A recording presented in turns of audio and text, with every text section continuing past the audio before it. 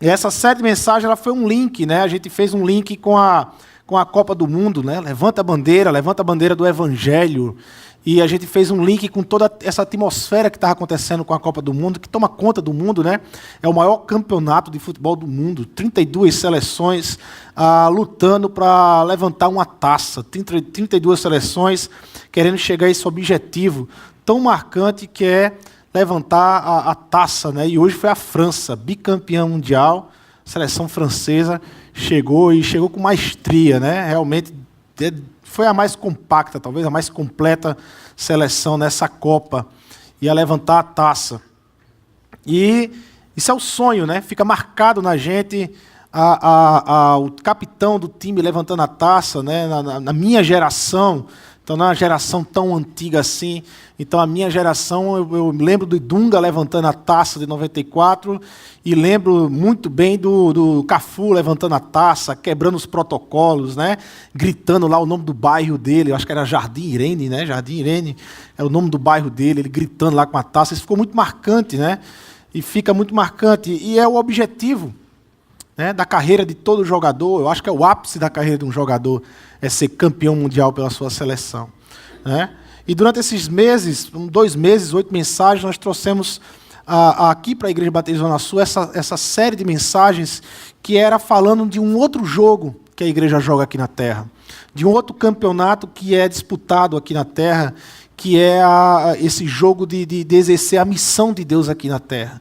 Esse jogo de levantar a bandeira do Evangelho aqui na Terra, da necessidade da gente entender essa ideia e esse chamado de ser sal e luz aqui na Terra, da necessidade de a gente cumprir esse ID, né? Nós somos uma igreja envolvida por esse ID, pelo chamado do nosso Senhor Jesus Cristo, e da necessidade de nós levantarmos esse Evangelho e sermos envolvidos por esse Evangelho. E nós chegamos hoje, então, com a mensagem que tem como tema verdadeiro campeão. O que é um verdadeiro campeão? Quem é que levanta a taça verdadeiramente? Quem é que levanta a taça nesse campo, trazendo para o nosso campo, dentro do cristianismo, dentro dessa perspectiva de reino de Deus? Quem é campeão no reino de Deus? Ou o que é que significa ser campeão no reino de Deus? O que é ter esse título? O que é ser campeão no reino de Deus? E aí eu convido os irmãos a abrirem lá em Romanos, capítulo 7. A mensagem, na verdade, vai ser Romanos 8, mas faz parte do contexto, Romanos 7. A gente pega a partir do verso 21. A partir do verso 7, Paulo ele vai então nos apresentar essa luta contra o pecado. Alguns teólogos vão dizer que aqui se trata de um personagem que Paulo apresenta, outros vão defender que é o próprio Paulo lutando contra a carne, enfim, eu creio, minha linha mais é o próprio Paulo, né? Paulo não era nenhum ser perfeito, né? Fora da casta da humanidade, é um ser humano como a gente, e ele apresenta aqui essa luta que ele tinha antes do Espírito Santo chegar na vida dele, antes dele ser alcançado pelo Espírito Santo. E ele apresenta essa luta aqui, mas basta a gente ler a partir do verso 21. Ele diz assim, olha, assim encontro esta lei que atua em mim. Quando quero fazer o bem, o mal está junto a mim. No íntimo do meu ser, tenho um prazer na lei de Deus. Paulo está dizendo, no meu íntimo, na minha mente, na minha forma de raciocinar, no meu desejo, eu tenho um prazer na lei de Deus. Mas olha o que Paulo diz. Mas vejo outra lei atuando nos meus membros do meu corpo. Guerreando, é uma guerra, Paulo está dizendo. Guerreando contra a lei da minha mente. Olha, mais uma vez, Paulo fazendo uma alusão à mente, à razão.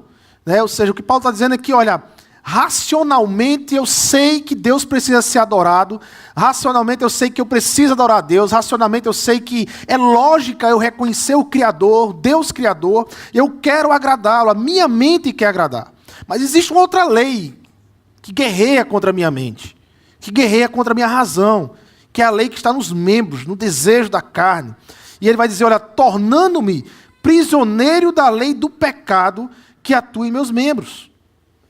Então Paulo ele nos apresenta essa luta entre o racional, entre a razão, entre aquilo que é lógico, aquilo que está na mente dele. Ele conhece a lei de Deus, ele conhece a lei dada por Deus, ele sabe o que agrada a Deus. Ele sabe, ele pode explicar a você doutrinariamente, ele pode fazer uma exegese para você de toda a lei de Deus, porque está muito bem gravado na mente dele. O problema é que existe uma outra lei, nos membros do corpo, na carne, no desejo. E essa lei, ela interrompe a razão, ela é maior do que a razão. É o que define a natureza daquele que não tem o Espírito Santo de Deus. É um pecador sem a graça. Não consegue agradar a Deus. E aí ele termina no verso 24, brandando um grito de desespero. A miserável homem que eu sou, quem me libertará do corpo sujeito a esta morte? E aqui, certamente, Paulo tem em mente algo que era muito normal na cultura no primeiro século, onde Paulo vivia, em que os soldados romanos, os judeus, eles não pegavam em cadáveres. Né? Na lei cerimonial, na questão de purificação, o judeu ele não pegava cadáver. Então, os soldados romanos, eles pegavam, algumas vezes, alguns judeus, e obrigavam alguns judeus a carregar um corpo morto, enrolado numa corda, e ele carregava aquele corpo morto até o cemitério e obrigava esses judeus. Certamente Paulo tem em mente isso. Quem me livrará do corpo dessa morte? Ou seja, quem é que vai tirar esse corpo morto que está em cima de mim? Eu estou carregando esse corpo morto, mas quem é que tira esse corpo morto? E aí Paulo responde, no verso 25, graças a Deus, por Jesus Cristo, nosso Senhor, de modo que com a mente eu próprio sou escravo da lei de Deus. Mais uma vez ele levando a questão da racional, mas com a carne da lei do pecado. Mas graças a Deus, porque ele entende que é Jesus que vem para desatar, é Jesus que vem para cortar essa corda e tirar esse corpo morto, ao ponto que você agora sem um corpo pode se ajeitar para Deus e andar livre, leve, solto com o Senhor. Andar livre para com Deus, na sua adoração livre com Deus. Sem precisar mais carregar corpo morto. É isso que Paulo está dizendo aqui. E aí Paulo termina o verso 24, mais uma vez, lembrando da perspectiva do homem sem o Espírito. Mais uma vez ele lembra aquele que está lendo aqui, ele vai lembrar, olha, quanto à minha mente, eu sou escravo da lei de Deus. Quanto à minha razão, quanto à minha racionalidade, quanto à minha inteligência, a minha forma de pensar, a minha lógica, eu sou escravo da lei de Deus. Eu sei que Deus existe. Eu sei que a lei é agradável. Eu sei que a lei é santa. Eu sei como agradar a Deus. Mas ele termina dizendo, mas com a carne da lei do pecado. Ele expõe esse dilema. Ele termina o capítulo 7, mais uma vez, reforçando o dilema. Mais uma vez, reforçando o dilema. Paulo está escrevendo para uma igreja em Roma, uma igreja que tinha tanto judeus como gentios. Judeus e gentios faziam parte dessa igreja. Ou seja, judeus que conheciam a lei, que conheciam todo o aspecto da antiga aliança, mas também era uma igreja constituída por gentios, por romanos, por gregos, por gente que conhecia muito bem a filosofia grega, que na época a principal filosofia do primeiro século, a filosofia estoica. A principal filosofia do primeiro século. Então Paulo escreve para uma igreja que tem perspectivas do Antigo Testamento, da Antiga Aliança, mas que também tem perspectivas estoicas, da filosofia estoica. E essas duas perspectivas defendiam uma liberdade conquistada. Defendiam a ideia de você conquistar a sua liberdade. A perspectiva judaica, onde se você cumprir as leis de Deus, se você cumprir toda a lei de Deus, você é livre para com Deus. Você pode construir o seu caminho de salvação cumprindo as leis de Deus. Mas tinha também a perspectiva filosófica, estoica daquela época, dos gentios que estavam dessa igreja. em que o estoicismo ele dizia que se você não se apegar ao material lá fora, se você não se apegar ao terreno, se você não se apegar às questões materiais, mas apenas viver pela razão, apenas viver pelo logos, pela razão, por esse poder racional que vai lhe libertar você de desejos carnais, você pode ser livre aqui na terra. Havia essas duas perspectivas dentro da igreja do Senhor. E Paulo ele apresenta e vai dizer, olha, nem a lei e nem a razão vai libertar você. A única forma de você ser livre em Deus é através do Espírito Santo. É o Espírito que lhe liberta.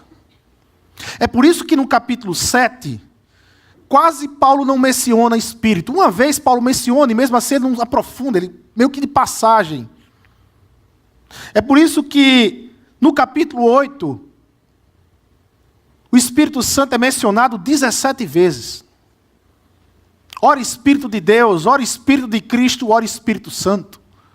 17 vezes só no capítulo 8, Espírito Santo é mencionado. No capítulo 7, quem é o centro das atenções é o homem. É o homem que luta com a sua razão para se libertar do pecado. No capítulo 8, quem é o centro das atenções é o Espírito Santo. É Deus quem liberta o homem do pecado. No capítulo 7,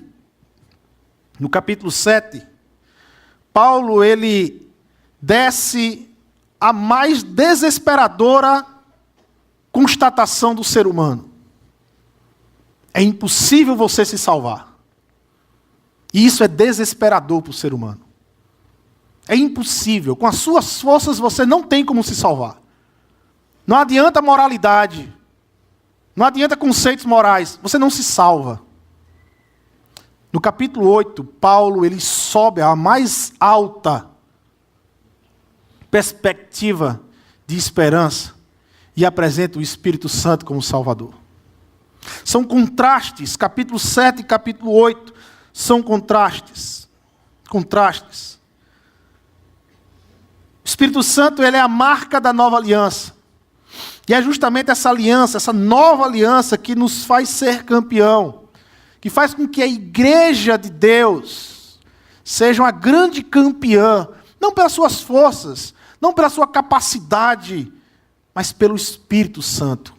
A igreja de Deus é a igreja movida pelo Espírito de Deus aqui na terra. É isso que nos faz campeão. Pessoas movidas pelo Espírito. Pessoas movidas pelo Espírito.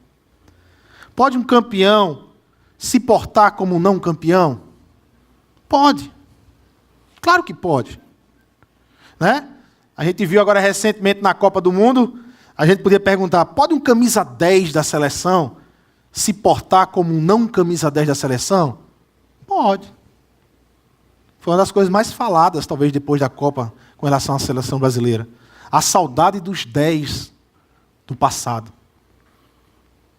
Pode um cristão se portar como um não cristão? Pode.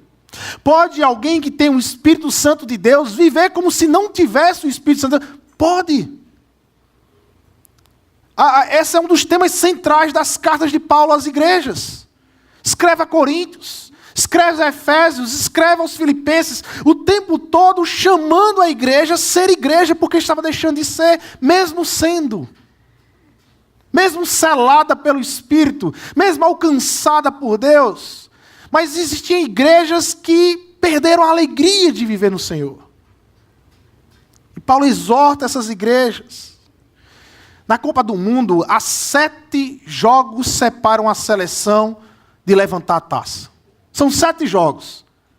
3 da primeira fase, e aí você tem as oitavas, as quartas, as semis e a final. 7 jogos.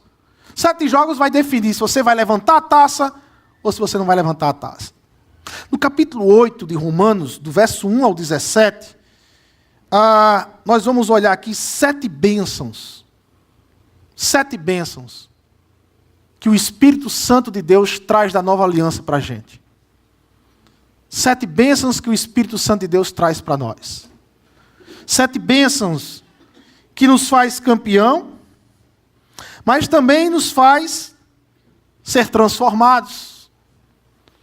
7 bênçãos que são bênçãos, mas que ao mesmo tempo nos chama a uma vida diferente, a uma vida de transformação.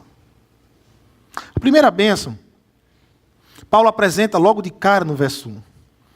O Espírito é quem coloca o pecador em Cristo.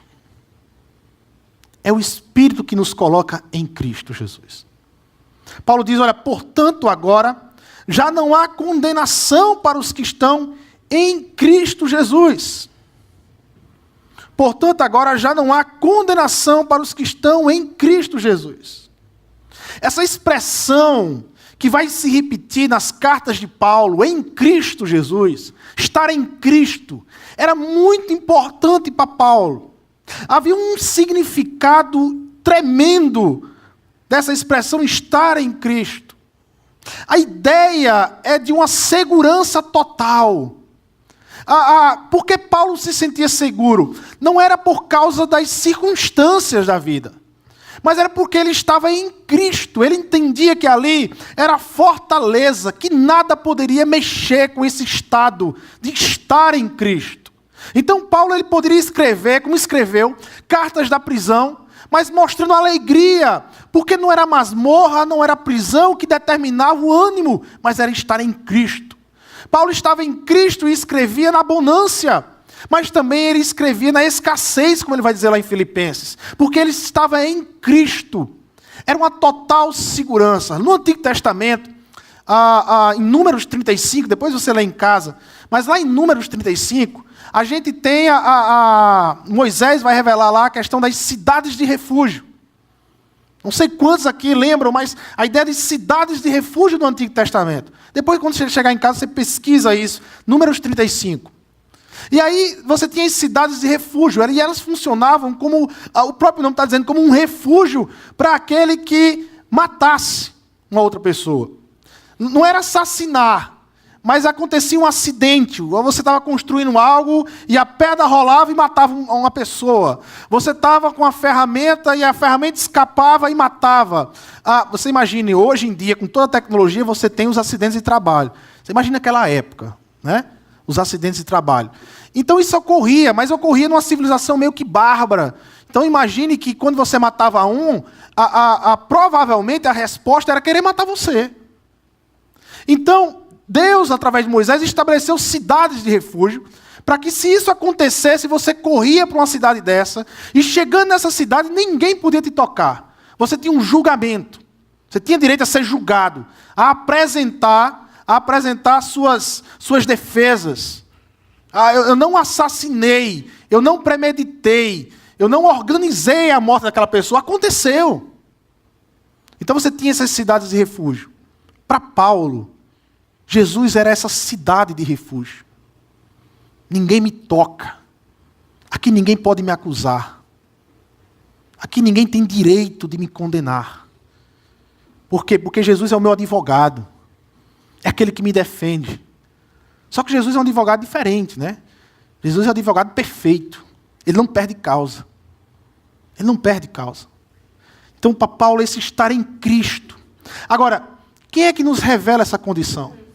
Ou quem é que nos coloca nessa condição? Quem é que nos leva a estar em Cristo? O Espírito Santo. Primeira bênção do Espírito Santo. 1 Coríntios 2,12 diz assim: nós, porém, não recebemos um espírito do mundo, mas o Espírito procedente de Deus, para que entendamos as coisas que Deus nos tem dado gratuitamente.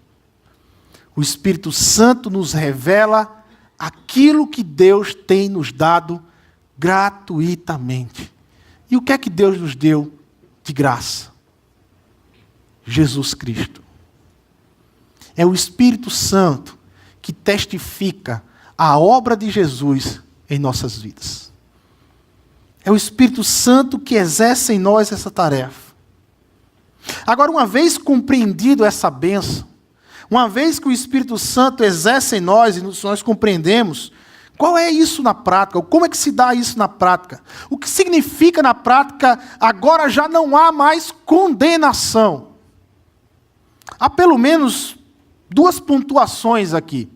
Essa palavra, essa sentença, essa palavra, essa expressão, agora já não há condenação, ela é uma expressão de liberdade, é uma expressão forense, é uma expressão de direito. Não há condenação, é como se você fosse condenado, é como se você tivesse um julgamento e alguém declarasse: você é justo, mesmo você não sendo. Você é justo, não há mais condenação sobre você. E essa liberdade, essa libertação, ela nos liberta em duas esferas, em dois tipos de relacionamento. Primeiro, em um relacionamento com Deus, sem as amarras da culpa. Nós somos libertos da culpa. Nós estamos livres para testemunhar um relacionamento, para desenvolver um relacionamento com Deus, sem estar trazendo peso de culpa sobre nossas costas. Olha o que é que Paulo diz no verso 33, no próprio capítulo 8, dentro do mesmo contexto. Olha o que é que Paulo diz. Quem fará alguma acusação contra os escolhidos de Deus? Essa é a pergunta que Paulo está fazendo. Quem fará alguma acusação contra os escolhidos de Deus? Contra aqueles que têm o Espírito Santo de Deus, contra aqueles que pertencem a Deus, que são filhos de Deus. Paulo responde: é Deus quem o justifica. Paulo ele não dá brechas. Olha, quem justifica esse pecador, quem me justifica é Deus. Se você me apresentar hoje alguém mais poderoso que Deus, eu posso reavaliar a declaração de liberdade. Mas se não tem e não existe, porque Deus é o que criou todas as coisas, então a minha declaração de liberdade está fundamentada em Deus, na declaração dele. Ninguém, absolutamente ninguém, pode lhe condenar. A sua mente não pode lhe condenar. O seu coração não tem poder de lhe condenar. As pessoas lá fora não têm poder de lhe condenar. Porque a declaração de justiça já foi dada por Deus. É isso que Paulo está dizendo. É isso que Paulo está dizendo. Uma outra coisa, no verso 34, ele mostra o motivo. Verso 34, quem os condenará? E aí ele vai dizer, por que nós não somos condenados? Ora, olha a obra. Foi Cristo Jesus que morreu. Não foi eu. Foi você que morreu. Foi Jesus que morreu. E ele continua. E mais, que ressuscitou. Ou seja, nenhum homem morreu e ressuscitou. A minha salvação está baseada naquele que morreu na cruz e que venceu a morte. Em outras palavras, naquele que tem todo o poder. Todo o poder. E mais, ele acrescenta, e está à direita de Deus, e também intercede por nós. Quem pode nos condenar? Ninguém. Absolutamente ninguém. Ou nada pode nos condenar. Mas a outra liberdade.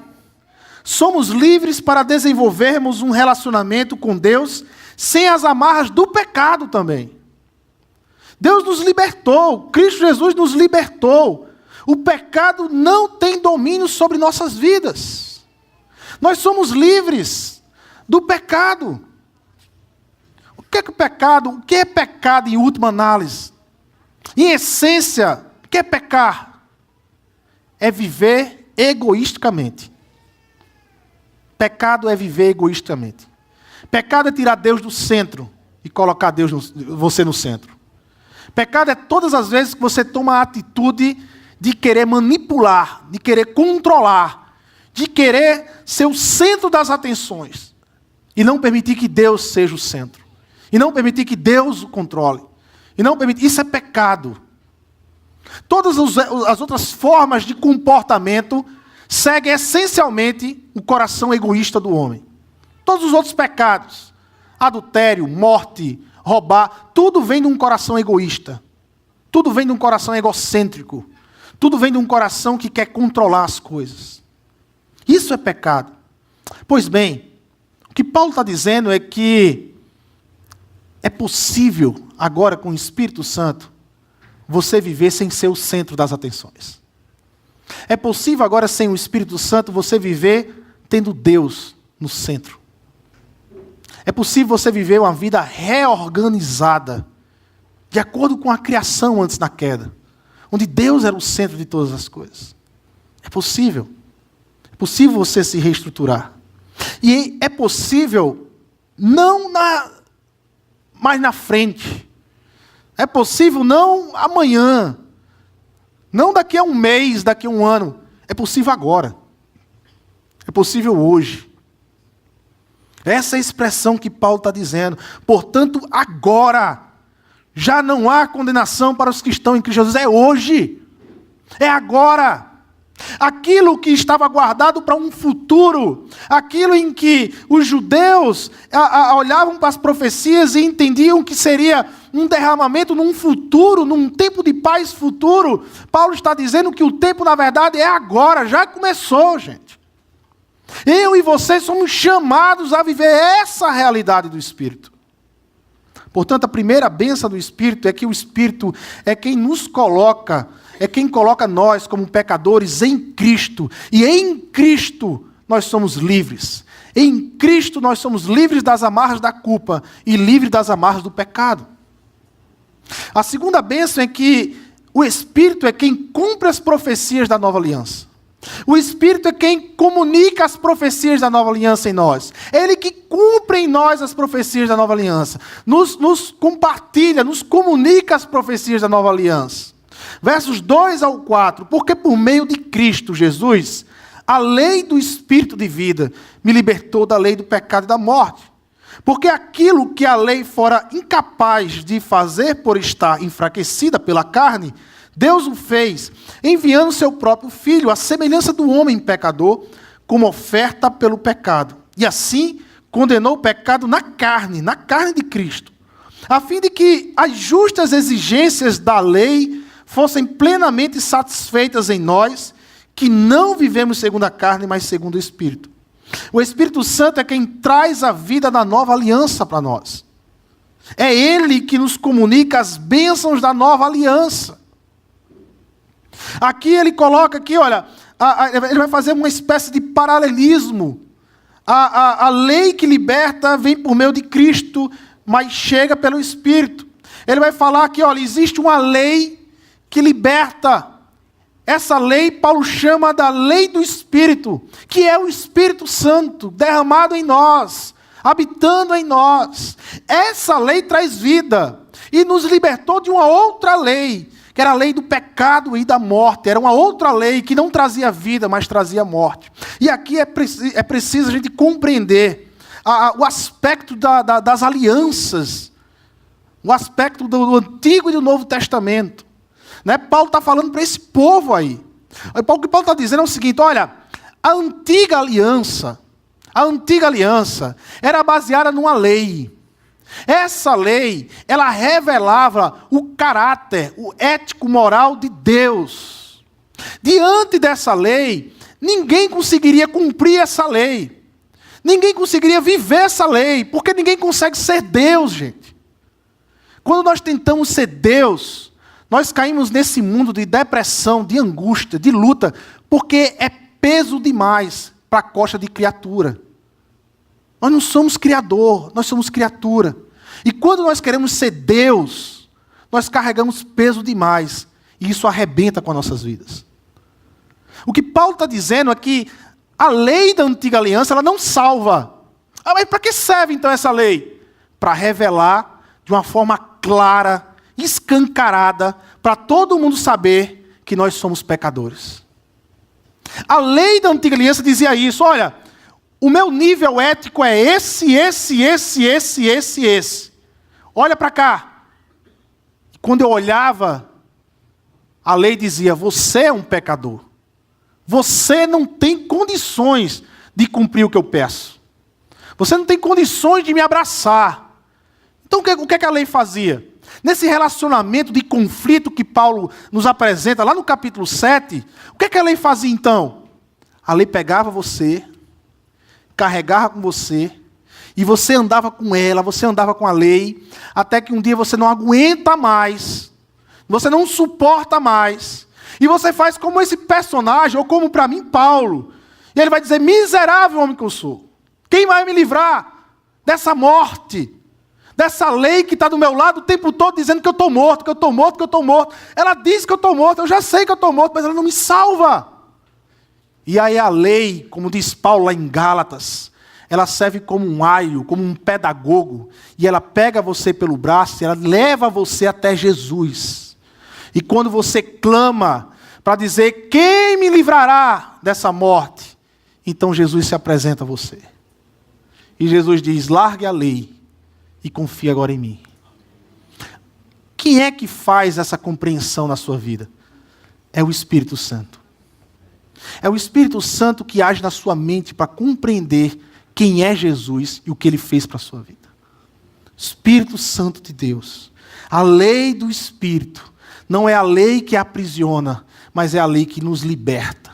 Então somos livres. Essa lei era incapaz de nos salvar, não por ela, porque ela foi dada por Deus, ela é santa, mas ela é incapaz por causa da carne. É isso que Paulo está dizendo.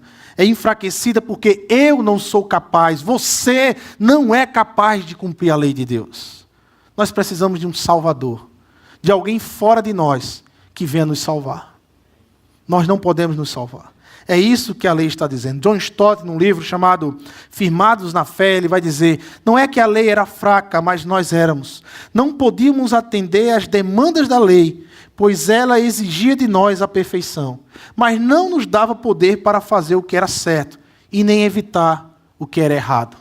Só o Espírito Santo de Deus. O que Paulo está nos dizendo aqui, irmãos, é que o Espírito nos revela muito mais do que uma doutrina, muito mais do que um conceito teológico, de um conhecimento sobre redenção, sobre justificação, sobre propiciação. E aí a gente tem todos os conceitos guardados, aprendemos direitinho todos os conceitos, mas o que Paulo está dizendo é que o Espírito Santo, ele torna isso, que até então está só no seu conceito, na sua razão. O Espírito Santo torna isso uma experiência pessoal, sua com a redenção, sua com a justificação, sua com a propiciação. É a sua experiência com o Espírito Santo é que faz isso em nós. Ele faz com que conceitos, com que conhecimentos, coisas que ficavam apenas na mente, como Paulo vai dizer lá no capítulo 7 de Romanos, coisas que estavam na mente, agora descem para o coração. Descem para o coração. Coisas que estavam na mente passam a ser desejáveis por a gente. Eu desejo agradar a Deus. Eu luto contra o pecado. Eu tenho um ódio do pecado. Eu começo a ter a minha mente transformada pelo Espírito. Me relacionando com Deus. Me aprofundando com Deus. A partir do Espírito Santo. Em Cristo, as justas exigências da lei foi plenamente satisfeita.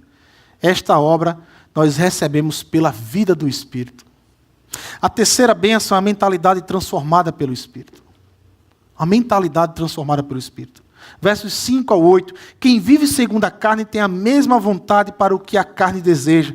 Mas quem, de acordo com o Espírito, tem a mente voltada para o que o Espírito deseja, a mentalidade da carne é morta, mas a mentalidade do Espírito é vida e paz. A mentalidade da carne é inimiga de Deus, porque não se submete à lei de Deus e nem pode fazê-lo. Quem é dominado pela carne não pode agradar a Deus. Há um contraste aqui sucinto mais uma vez.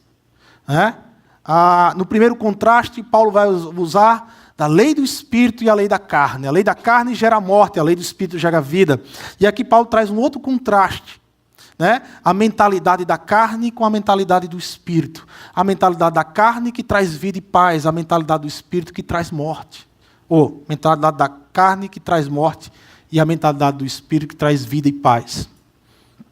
Mais uma vez esse contraste. Há um contraste aqui. Paulo nos apresenta dois estilos de vida. Um estilo restaurado pelo Espírito Santo e a outra inutilizada, iludida sem o Espírito Santo.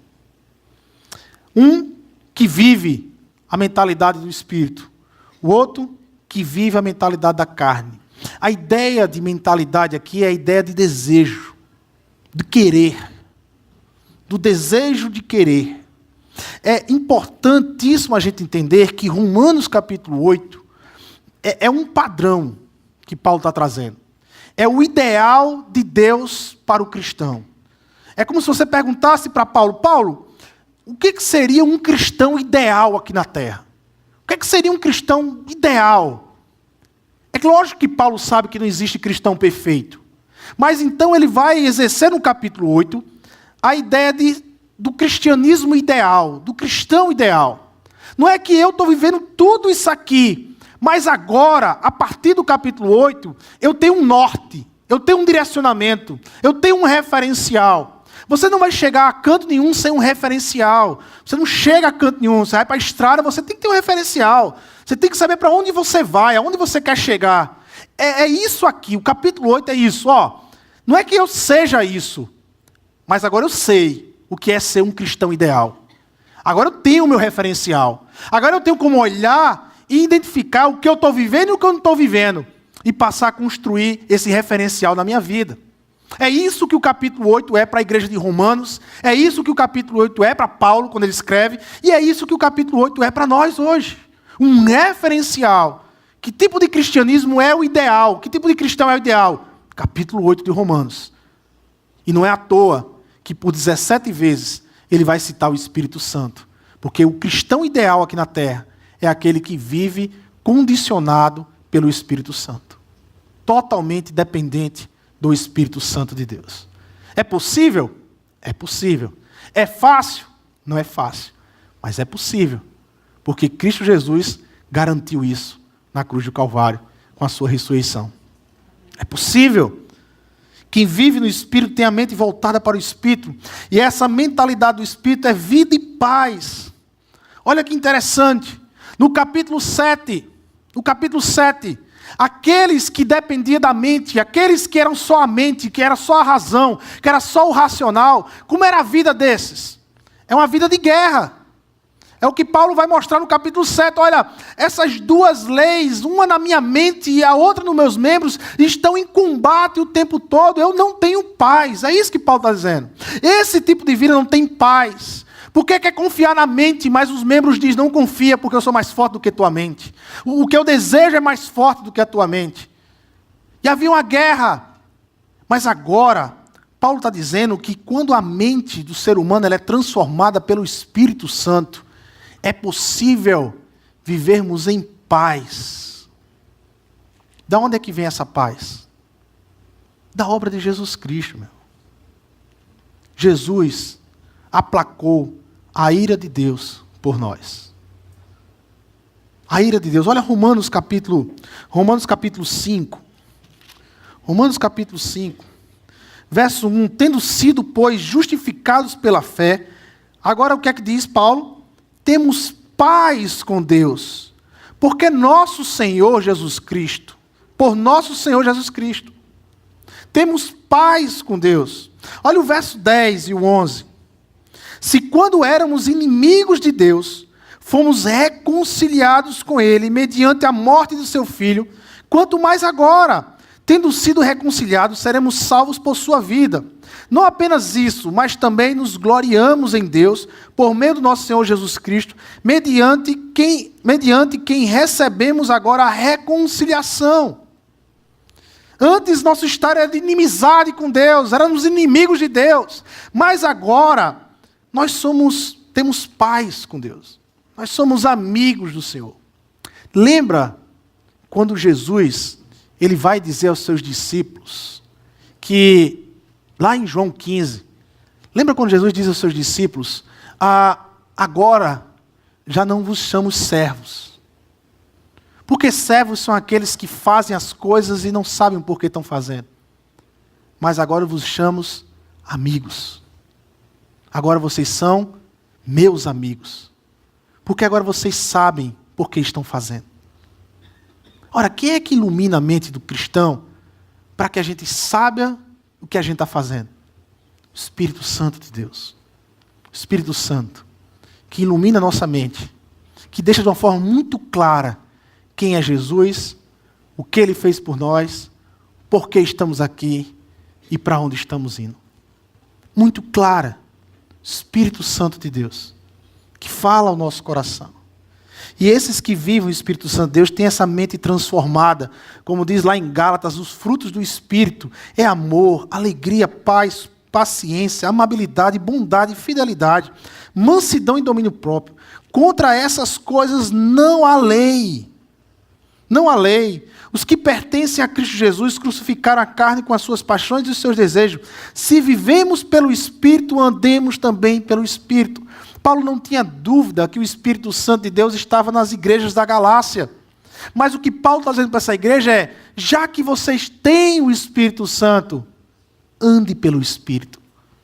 Porque tem pessoas que têm o Espírito Santo, mas quer andar pelas suas próprias mãos, pela sua própria vontade, pelos seus próprios desejos. Ande pelo Espírito. Terceira bênção, mentalidade transformada. Quarta bênção. A quarta bênção é que o Espírito Santo de Deus, ele habita em nós. Nós somos moradas de Deus, casa do Senhor aqui na terra. Entretanto, vocês não estão sob o domínio da carne, mas do Espírito. Se de fato o Espírito de Deus habita em vocês, e se alguém não tem o Espírito de Cristo, não pertence a Cristo. Mas se Cristo está em vocês, o corpo está morto por causa do pecado, mas o Espírito está vivo por causa da justiça. Com Paulo não existe meio termo. Ou você está em Cristo, ou você não está. Ou você tem o Espírito Santo de Deus, ou você não tem o Espírito Santo de Deus. Ou você é cristão, ou você não é cristão. Não tem essa em cima do muro. Não tem essa coisa, ainda vou me decidir. Porque Paulo entendia que a ação do Espírito era convencer o homem do pecado. Portanto, não tem essa de, eu vou me decidir. Não. Humanamente falando, quando a gente faz um apelo aqui, olha, você recebeu a Deus hoje. Você que entendeu a mensagem, vem aqui à frente, quer entregar o seu coração. Humanamente falando, uma perspectiva local, hoje, temporal, às vezes a gente pensa assim, eu preciso dar o primeiro passo. E aí você dá o primeiro passo e você vem à frente e você declara, olha, eu quero declarar, Jesus é meu Senhor. Mas não sabe você que para que tudo isso acontecesse, o Espírito Santo já falava no seu coração. É o Espírito Santo que lhe chama, lhe induz, lhe aproxima, lhe apazigua com Deus e apresenta Cristo bem real para a sua vida. É ação no coração, na razão do homem, no intelecto do homem, na lógica do homem. O Espírito Santo age aí e o chama a viver uma realidade diferente com o Senhor Deus e com Jesus Cristo. É aí que o Espírito Santo age. É possível em que, mesmo tendo o Espírito Santo, a gente queira viver como se ele não existisse. Olha o que é que Paulo diz lá em 1 Coríntios 3,16. 1 Coríntios 3,16, olha o que o texto diz. 1 Coríntios 3,16. Vocês não sabem que são santuários de Deus e que o Espírito de Deus habita em vocês? Olha o que Paulo está perguntando a essa igreja. Olha, vocês não sabem que são santuários de Deus e que o Espírito de Deus habita em vocês? O santuário de Deus não é isso aqui. Isso aqui é cimento. Isso aqui é pedra. Isso aqui é alumínio. Isso aqui não fala, isso aqui não age, isso aqui não abraça, isso aqui é incapaz de amar. Isso aqui é incapaz de dar um glória a Deus. Isso aqui não é o santuário. O santuário de Deus é você, meu irmão. Sou eu, somos nós, a igreja do Senhor, a igreja viva, pedras vivas aqui na terra. E é para essa igreja, é para esse tipo de santuário que Paulo está falando aqui em 1 Coríntios. Vocês não sabem que são a habitação de Deus. Vocês ainda não se perceberam disso, porque existia crentes na igreja de Coríntios, que mesmo tendo o Espírito Santo de Deus, há muito tempo já não vivia pelo Espírito. Talvez nem sabia mais o que o Espírito Santo é na vida deles. Não entendia o que é o Espírito Santo. E por isso que Paulo ele faz um questionamento meio que básico na vida de um cristão. Você não sabe que tem o Espírito Santo de Deus? Que Deus está em você, lhe selando, que lhe salvou, revelando as verdades eternas dele. Você não sabe disso. Sensibilidade pelo Espírito Santo. Ser usado pelo Espírito Santo. O Espírito Santo é habitação. Quinta bênção, o Espírito Santo torna a ressurreição no futuro uma realidade na vida do cristão. Verso 11, se o Espírito daquele que ressuscitou Jesus dentre os mortos habita em vocês, aquele que ressuscitou a Cristo dentre os mortos, também dará vida a seus corpos mortais, por meio do seu Espírito que habita em vocês. Primeiro, ele habita em nós. O mesmo Espírito que ressuscitou Cristo dos mortos, o mesmo Espírito que agiu por meio de Cristo aqui na terra, habita na minha vida e na sua vida, meu irmão. Isso é o que Paulo está dizendo. Havia no Antigo Testamento uma esperança maior. Havia no Antigo Testamento uma esperança de glória, de um tempo de ouro, de um tempo em que Deus decidiria habitar aqui na terra, em que toda maldade, que todo pecado se cessaria aqui na terra, em que o reino de Deus e Israel reinaria para sempre. Havia essa profecia no Antigo Testamento. Havia esse tempo de glória, essa esperança maior, em que profetas como Ezequiel, lá no capítulo 36 e 37, Daniel, capítulo 12, de 1 a 2, ele vai falar de um tempo, de uma ressurreição, onde Deus vai ressuscitar todos os mortos dele, todos os mortos que morreram pela fé, e vai trazer um novo tempo, um novo mundo, uma nova ordem será gerada nesse mundo. O que para João, lá em Apocalipse, ele vai chamar essa nova ordem de novos céus e nova terra. Uma nova ordem. Um mundo sem a presença do pecado. Um mundo sem a maldade. Um mundo onde Deus é o rei. Agora imagine Paulo, Pedro, João, os primeiros discípulos. Eles se encontram com Jesus depois da morte. Jesus ressuscitou. Eles têm um encontro com Jesus ressuscitado. Eles pegam em Jesus aquela profecia, aquela realidade do Antigo Testamento, que estava lá para o finalzinho. Eles estavam vendo agora, na frente deles, pegando, tocando. É como Paulo vai dizer lá em 1 Coríntios 15, Jesus é as primícias da ressurreição. É o primeiro ser que ressurgiu depois da morte. Dentre tantos outros que seremos nós, mas ele é o primeiro. Você sabe por que Jesus ressuscitou e se revelou aos discípulos? Porque era esse o testemunho. Era essa a mensagem que Deus queria deixar para os discípulos. Olha, o tempo de ouro que vocês estão esperando, lá para o final, começou agora. A nova ordem começou. O reino de Deus está na terra. E aonde é que eu vejo esse reino? Porque eu só vejo miséria lá fora, eu só vejo a violência lá fora. Aonde é que está esse reino? No coração daqueles que têm fé em Jesus. O reino de Deus acontece no meu coração e no seu coração, irmãos. E é esse reino que as pessoas precisam ver lá fora. Um reino de esperança, um reino de justiça, um reino ético, mas um reino que ama o pecador.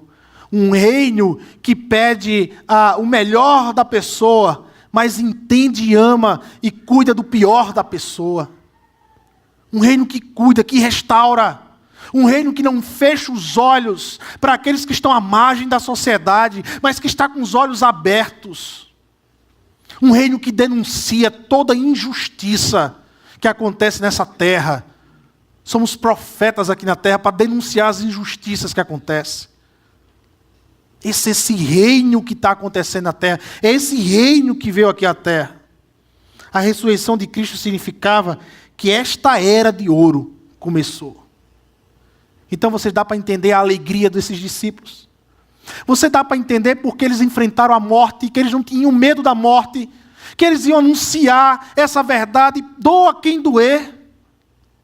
O reino de Deus, a nova era, começou. Começou. É essa a mensagem, é esse testemunho que a igreja tem que dar. O reino começou. A mensagem do reino é o evangelho. Sexta bênção, o Espírito nos capacita a vencer nossos desejos pecaminosos. Versos 12 e 13, portanto, irmãos, estamos em dívida, não para com a carne, para que vivemos sujeitos a ela, pois se vocês viverem de acordo com a carne, morrerão. Mas se pelo Espírito fizerem morrer, os atos do corpo viverão. Portanto, aqui, quer dizer, leve em conta toda a ação do Espírito Santo.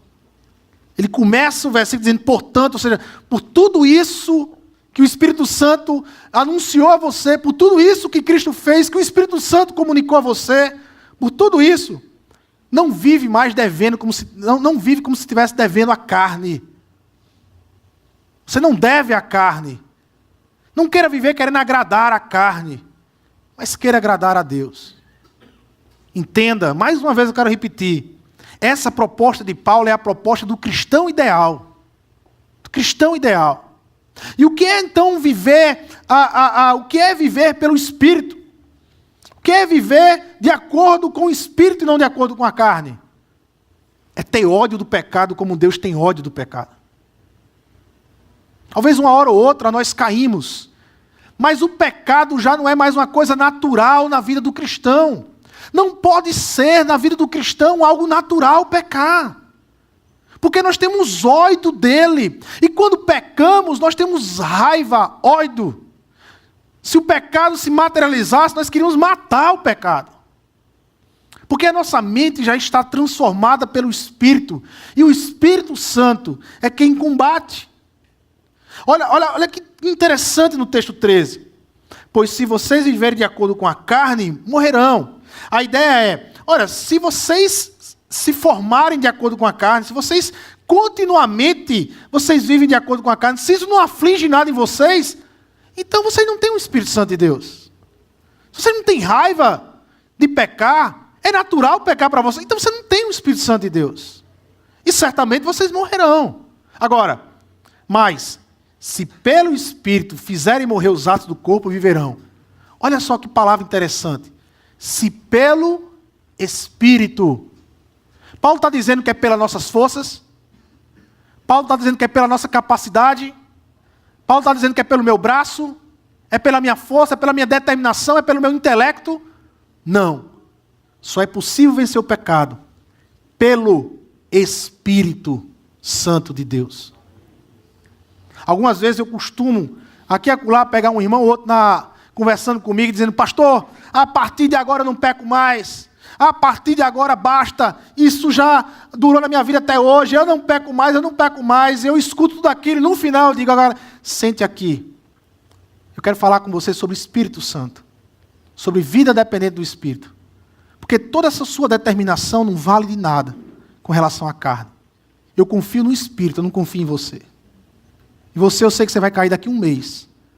Mas se eu e você entender em confiar no Espírito, você vai ver o que o Espírito Santo pode fazer na sua vida.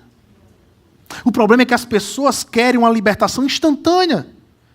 Vivemos num mundo rápido, onde as coisas têm que ser tudo rápido, tudo ligeiro, onde a Deus tem que me libertar rapidamente do pecado, mas eu não quero desenvolver um relacionamento com Deus.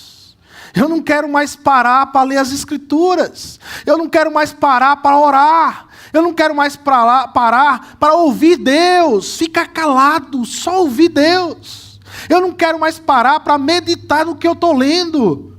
Eu não quero mais parar para servir. Eu não quero mais parar para me relacionar com Deus e com o Espírito Santo de Deus. Mas eu quero que a coisa aconteça assim na minha vida. E não acontece. O problema é esse, não acontece. Mas a partir do momento que você se relaciona com o Espírito Santo e que você busca o Senhor no seu relacionamento, daqui a um mês, daqui a 6 meses, você vai ver como mudou a sua vida. Daqui a 1 ano, você vai ver como você mudou. Daqui a 5 anos, se relacionando intensamente com Deus, você vai ver como mudou a sua vida. Você vai ver o agir do Espírito Santo na sua vida, lhe mudando, lhe transformando. E a 7ª e última bênção. 7 jogos, né? Que é para ser campeão. 7 bênçãos. Para que nos torna esse cristão ideal que Paulo diz. O Espírito nos torna filhos e herdeiros. E aqui, a gente tem, sem dúvida nenhuma, um dos textos mais lindos da palavra. Talvez um dos textos que mais lemos ou mais nos chamamos a atenção. Porque tem muita gente, no dia a dia da nossa vida, querendo dizer quem nós somos. Tem muita gente querendo apontar o dedo para dizer quem você é. Tem muita gente querendo trazer para você uma identidade que não é sua, que não lhe pertence. Mas que as circunstâncias da vida, o momento da vida, as lutas da vida, ou pessoas que nos cercam, ficam apontando o dedo, ou ficam fazendo com que a gente ache que a gente é uma coisa que a gente não é. Mas aqui, o Espírito Santo nos revela quem nós somos. Verso 14. Porque todos os que são guiados pelo Espírito de Deus são filhos de Deus. Pois vocês não receberam um espírito que os escravize para novamente temer. Não estabeleça o seu relacionamento com Deus pelo medo. Você não precisa mais estabelecer um relacionamento de medo com Deus. Porque Deus não é um Deus carrasco. Porque Deus não é um Deus que está com um chicote esperando você cair e vacilar para apresentar um chicote para você. Quando João, ele quer apresentar essencialmente quem é Deus, João diz simplesmente, Deus, ele é amor. Quando Deus decidiu se revelar aos pecadores, como eu e você, como foi que ele se revelou? Ele se revelou através do Filho dele. Como diz Jesus lá para Filipe, Filipe faz aquela pergunta, Jesus, quando é que eu vou ver o Pai? E Jesus diz a Filipe, Filipe, eu estou tanto tempo com vocês, e você ainda vem me perguntar, como é que vai ver o Pai? Quem vê a mim, vê o Pai. Jesus se revelou para a gente na cruz do Calvário, quando o Filho dele derramou sangue por mim e por você. Jesus se revelou para a gente vencendo a morte ao terceiro dia, quando o Filho dele venceu a morte, pelo poder do Espírito Santo de Deus. E revelou o início de uma nova era para esse mundo, para a minha vida e para a sua vida. Portanto, quando o mundo quiser dizer quem você é, volte a ouvir a voz do Espírito. Porque é Ele que diz quem você é. Ele diz, pois, vocês não receberam um Espírito que o escravize para novamente temer, mas receberam um Espírito que os adota como filhos, por meio do qual nós chamamos Abba Pai. Abba Pai. Se somos filhos, então somos herdeiros. Herdeiros de Deus e co-herdeiros com Cristo. Se de fato participamos dos seus sofrimentos, para que também participamos da sua glória. Nós somos filhos de Deus. Filhos, herdeiros do Senhor. Herdeiros de Cristo Jesus. É isso que nós somos. Essa é a nossa identidade aqui para sempre. Filhos de Deus. Adotados por Deus. Não gerado como Jesus, mas adotados por Deus como filhos dele. Filhos dele. Quando Jesus ele ensinava os seus discípulos sobre oração. Quando Jesus vai ensinar os seus discípulos sobre oração. E os discípulos estão perguntando, olha, nos ensinam oração, nós queremos um modelo, uma oração, como é que se ora? Jesus ele começa com uma frasezinha que, na época, sem dúvida nenhuma, foi um verdadeiro escândalo. Jesus ele começa dizendo, Abba Pai, meu Pai, Pai nosso. Para um judeu isso era um escândalo. O nome de Deus não podia ser proferido, de forma alguma.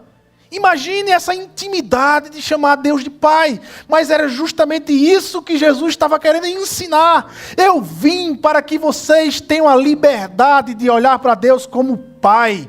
Porque Ele é Pai de vocês. Pai de vocês. A primeira vez que alguém é reconhecido como Filho de Deus, na Bíblia, é Jesus Cristo. Davi, ele era o homem segundo o coração de Deus. Abraão foi o pai da fé. Israel era chamado povo de Deus. Mas filho foi Jesus. Você tem ideia, agora para o apóstolo Paulo, você tem ideia quando Paulo lhe dizia, Por que Paulo ele repetia tanto essa frase? Estar em Cristo. Porque em Cristo, Paulo se sentia filho de Deus. Porque é justamente por estarmos em Cristo que eu e você somos filhos de Deus. Filhos de Deus. Adão não era filho de Deus. Adão foi criado por Deus, sua imagem e semelhança, mas filho só os que estão em Cristo. É por meio de Cristo que chega essa filiação. Somos um povo da nova aliança, irmãos. Povo da nova aliança. Uma aliança que foi idealizada por Deus o Pai, garantida por Deus o Filho e testemunhada pelo Deus Espírito Santo aos nossos corações. Hoje, o Espírito Santo nos revelou, pela sua palavra, que nós somos mais que vencedores. Em Cristo nós somos verdadeiramente campeões. O que é que me faz ser campeão? O que é que me faz ser campeão? Vida no Espírito. Ser filho de Deus. Olha, você pode ser tudo aqui na terra. Você pode conquistar todas as coisas aqui nessa terra. Títulos, dinheiro, fortuna, amores, experimentar tudo. Você pode se gabar até com isso. Você pode dizer se gabando, olha, eu já fiz de tudo. Eu sei, esses crentes não sabem o que é isso, mas eu sei, eu já fiz de tudo. Mas eu quero dizer uma coisa para você. Nada é mais importante e nada se compara a ser chamado filho de Deus. Filho de Deus. Porque no fim das contas, serão os filhos de Deus que irá restar com o Senhor. Filho de Deus. Não existe algo maior, mais rico, mais belo e maravilhoso do que você ouvir do próprio Espírito Santo. Você é filho de Deus. Filho do Senhor. Vamos orar? Durante toda a série, ela tem esse nome, Levante a Bandeira. Quem é que tem que levantar a bandeira do Evangelho? Quem é que deve levantar a bandeira do Evangelho? São os filhos de Deus. Somos nós, chamados para levantar a bandeira do Evangelho. Senhor Deus e Pai, nós queremos aqui te agradecer, Senhor, por tua bondade, por teu amor, por tua misericórdia. Agradecer que no registro da tua palavra, no desejo que o Senhor tinha de registrar a tua palavra, de revelar a tua palavra para nós, o Senhor registrou o capítulo 8 de Romanos, que é o capítulo que fala de uma forma muito clara quem nós somos. Filhos de Deus.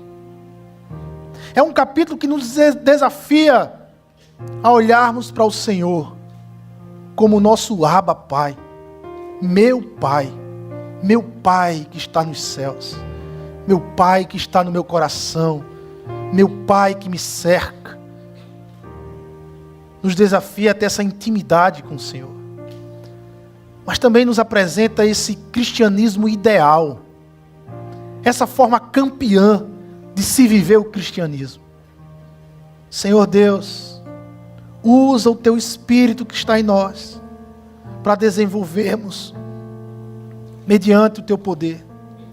Usa o teu Espírito que está em nós, Senhor, para desenvolvermos a tua palavra, para desenvolvermos a tua vontade sobre nossas vidas.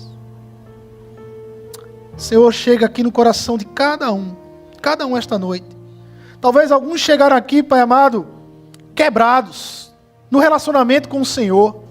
Talvez muitos chegaram aqui, talvez secos no relacionamento com o Senhor. Que hoje seja noite de restauração nesses corações. Que o Espírito Santo do Senhor, Pai amado, aqueça o coração desses irmãos. Que eles voltem a perceber que eles são a habitação do Espírito.